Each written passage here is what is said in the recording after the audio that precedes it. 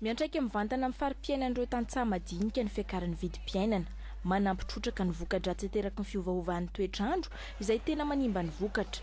Tsy mahahonitra ny vola lany tamin'ny fikojakojana ny volony ny vokatra, indrindra any amin'ny tapany atsimo izay mitaraina noho ny haintany. Zara misy sisa ny vokatra azo, mihena ny vola miditra. Raha ny seha-pamokarana aloha jerevana amin'ny ankapobeny voalohany indrindra raha ny fiakaran'ny vidim-bary dia manana olana ngeza be.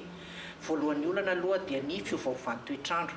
Izay hita fa raha faritra Atsimonosy dia tena sarotra dia ary dia tena hita hoe ratsy ny famokarana nisy teo amin'ny vokatra izany dia nanana olana ngeza be amin'izay fiakaran'ny vary izay satria ary hitanay koa fa ny vary eo ihany fa ny fiakaran'ny vidin-javatra madinidinika ao an-tokantrano tena na olana ngeza be misy ho anay tantsaha.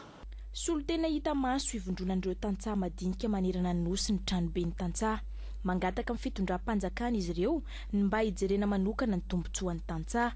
Raha ny zavatra misy eto dia voalohany indrindra ny fanasarana ireo fitaovam-pamokarana izay misy any amin'ny fikambanana isan-karazany, ny fanasarana ireo foto-drafitrasa izay any amin'ny faritra izay misy eto Madagasikara, fanampiana amin'ireo ataontsika hoe ireo fikambanana sy ireo mpamokatra masomboly sy ireo fanafody isan-karazany eny amin'ny famokarana, ary indrindraindrindra koa ny fijerevana hoe ny fampaharetana ny foto-drafitrasa izay hoeto mamokatra eto amin'ny firenena malagasy. Ny fangatahanay dia ny mba hametrahana ny birao fotony fananantany manerana nosy, satria ny 300 isan-jaton'ny komina eto Madagasikara no misy ny birao ifotony fananantany, satria igny no mba takatry ny fahafahan'ny vidin'ny tantsaha handrefesany ny taniny sy azahoany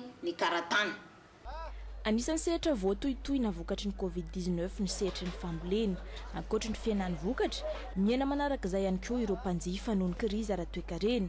Voaresaka ireo nandritry ny Fivorin'ny filankevi-pitantanana, ankoatry ny sata amin'ny feno Tranoben'Ny Tantsaha. Eo koa ny fijerenan'ny soso-kevitra iraisana entina hanatsarana ny seha-pamokarana.